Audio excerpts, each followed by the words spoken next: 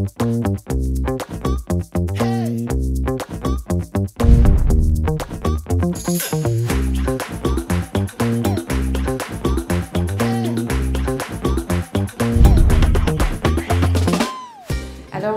je voulais juste vous prendre... j'ai de la chance, ça n'a pas commencé. Alors, je vous vole 4 secondes. 4 secondes pour vous dire que quand on lit un manuscrit 4 ans après un livre aussi spectaculaire que la carte postale, en fait, cher Anne, on a une très grosse appréhension. Évidemment que je ne vous l'ai pas dit, mais j'avais peur, en fait. J'avais très, très peur. Et ce que je peux vous jurer aujourd'hui, c'est que Anne Berest a réussi. Anne Berest a réussi à ne pas être décevante. Elle a réussi même à faire encore mieux avec le roman qui est derrière elle, Finistère. Et c'est... Vous savez, plus on avance et plus on vieillit dans ce métier, moins on est surpris. Et là, Anne, vous nous avez surpris. Merci pour ce livre. Alors, moi, je n'étais pas inquiète du tout. Parce que je vous connais vous Anne depuis très longtemps. Voilà, exactement. Parce que je publie Anne depuis 2010. On a fait un petit bout de route ensemble. Et étrangement, le premier livre, souviens-toi, la fille de son père. Je dis ça parce que Finistère, c'est le bout du bout. Et c'est bien évidemment, comme le nom de le roman l'indique, il va être question de la Bretagne, donc de la branche paternelle d'Anne. Mais c'est aussi un portrait en creux d'un homme merveilleux, Pierre, ton père. Et il y a dans ce livre une tension très particulière qui est celle d'une fille qui sait que son père, atteint d'une grave maladie, va partir et qui va tenter de comprendre qui était ce taiseux, ce scientifique et quels étaient leurs rapports. Ça fait d'ailleurs de très belles pages dans le livre à la fin du roman. Mais surtout, quand on te connaît, collectionneuse, amoureuse des archives, moi, ce qui m'intéresse, c'est de savoir comment tu as travaillé pour aller du père au grand-père, à l'arrière-grand-père, pour nous raconter cette histoire. Je suis très émue d'être devant vous. Et avant de répondre à cette question, je voudrais dire, comme l'a souligné Anna, que c'est 4 ans après la carte postale. Pour moi, c'est très important, et de savoir qu'aujourd'hui, vous êtes les premiers et que je sens vos regards accueillants, bienveillants. C'est très important. Donc ce père, j'ai beaucoup écrit sur ma mère, et vous allez comprendre pourquoi j'avais attendu d'écrire sur mon père. Parce que c'est très difficile d'écrire sur un homme qui se tait, mystérieux, pudique, et comme les Bretons en granit, réservé. Donc il m'a fallu du temps, et ce livre, au fond, il s'est imposé à moi. J'ai pas eu le choix, et peut-être tant mieux après la carte postale, de ne pas avoir eu le choix de l'écrire. Parce que vous allez le comprendre dans les premières pages, mon père me dit, à sa façon, et moi, et nous les Bretons, on t'intéresse pas ? Et donc j'ai dû plonger dans cette histoire, et en plongeant dans cette histoire bretonne, finistérienne, j'ai regardé ce père. C'était comme une gageure littéraire que d'écrire sur un homme qui ne parle pas, et de mettre des mots sur l'absence de mots et sur un lien très compliqué qu'il y a parfois, à la fois compliqué et beau, entre les pères et les filles, quand on s'aime, mais qu'on ne sait pas se le dire, qu'on ne se le dit jamais, et qu'on finit par se demander si on s'aime.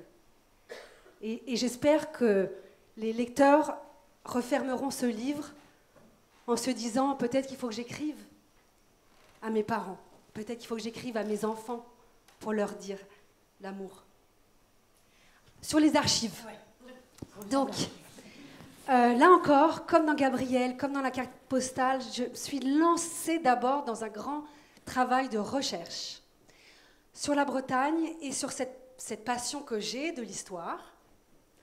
Et moi qui travaille sur la transgénéalogie je découvre que ma grand-mère avait fait des études d'histoire, mais c'est une période où les femmes font des études mais ne travaillent pas, qu'il y a comme un appétit qui a été coupé, et peut-être que ce goût que j'ai de l'histoire vient de là. Vous allez découvrir cette grand-mère. Et donc, j'ai adoré travailler sur une histoire de France, mais en la regardant d'une région, qui est la Bretagne. Et reparcourir toute cette épopée que j'avais travaillée dans la carte postale, et dans Gabriel, c'est les années 10, les années 20, puis la guerre, et puis après, une chose un peu nouvelle sur laquelle j'ai travaillé, qui sont les années 70, mais tout depuis le Finistère. C'est-à-dire comment les paysans s'organisent dans les années 10 pour créer les premiers syndicats. Qu'est-ce que c'est que la guerre quand on est occupé, quand on est un Breton, un jeune Breton, que les Allemands arrivent, l'exode, enfin bon, toute cette histoire-là, mais mai 68, vue de Brest. Mais par ton père, ton grand-père et ton arrière-grand-père. Et mon arrière-grand-père, oui. Donc c'est aligné. Il y a un thème qui traverse tout le livre qui, moi, m'a passionné, qui est le thème de la bifurcation. C'est-à-dire à quel moment, finalement, on ne suit pas les pas de nos prédécesseurs, nos pères, quand on dit d'une fille. Donc pour expliquer, quand mon père me demande d'écrire ce livre, je lui dis « Ok, qu'est-ce que tu as envie de laisser ?» Il me parle de deux choses. Son engagement politique, et ça, vous allez... Enfin, moi, en tout cas, me suis plongée dans cette histoire du trotskisme, de la gauche, qui est en fait une histoire que je ne connaissais pas, hein, sur laquelle j'ai entièrement travaillé. Et il me dit, je veux que tu parles de la théorie des catastrophes, parce que mon père est un grand scientifique, et la théorie des catastrophes est une chose très compliquée, et en fait, c'est une théorie de la bifurcation.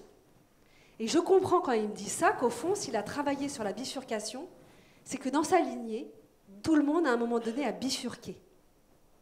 Et que jamais les enfants n'ont fait ce que les parents avaient prévu pour eux. Et ça, de père en fils, jusqu'à moi, parce que moi, je n'ai pas été la fille dont mon père rêvait. J'ai bifurqué. Et donc voilà, c'est quelque chose que j'ai interrogé sur plusieurs générations, ce petit pas de côté qu'on leur fait et qu'il faut aussi accepter quand on a des enfants, qu'ils ne soient pas exactement ce que l'on souhaite qu'ils soient. Alors comme on a 3 minutes 30, la dernière question va concerner l'histoire d'amour de tes parents, parce qu'elles font l'objet aussi d'une grande partie. Pas tout à fait 3 minutes 30, parce qu'il y a une question de libraire. Oui, mais on va quand même juste évoquer ce qu'est effectivement l'histoire d'amour de tes parents, parce qu'elle est pour toi aussi un défi d'écriture.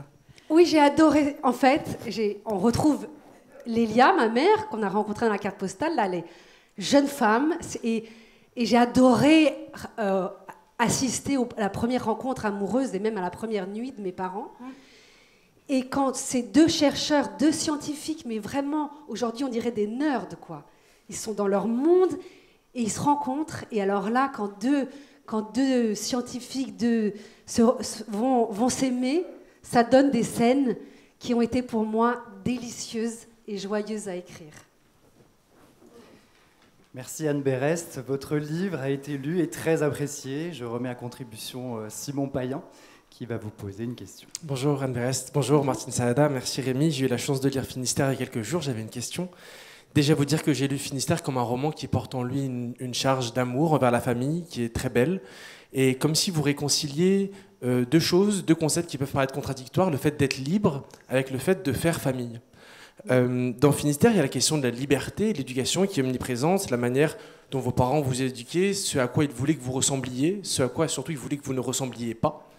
Toutes ces injonctions, c'est comme si vous décortiquiez dans quelle substance elles étaient faites, les luttes politiques de votre père, les conflits de votre mère, les légendes familiales, comme vous les appelez. Alors je me demandais, est-ce qu'il n'y a pas par ce roman une volonté de votre part de faire table rase pour ne pas reproduire ces injonctions? Autrement dit, savoir d'où vous venez, traquer les secrets et les non-dits pour ne plus rien faire peser à celles et ceux qui viennent et qui viendront après vous. Merci. Merci Simon pour cette question. J'écoute. Vous êtes les premières personnes qui me parlent de mon livre, donc en même temps, ça me... Et au fond, j'ai l'impression que c'est la question de la transmission et de la transgénéalogie, qui est donc mon thème depuis maintenant Gabriel, qui est mon champ d'écriture.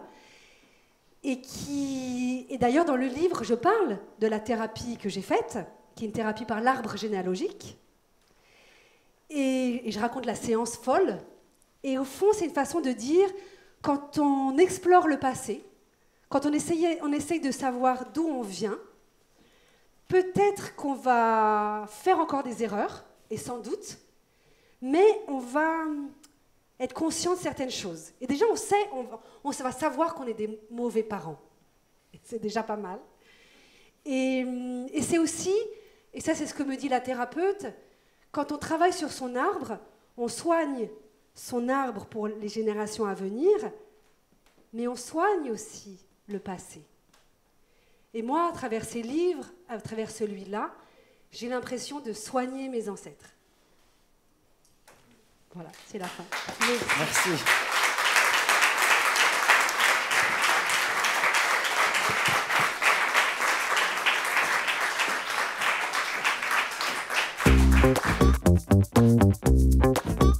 Hey.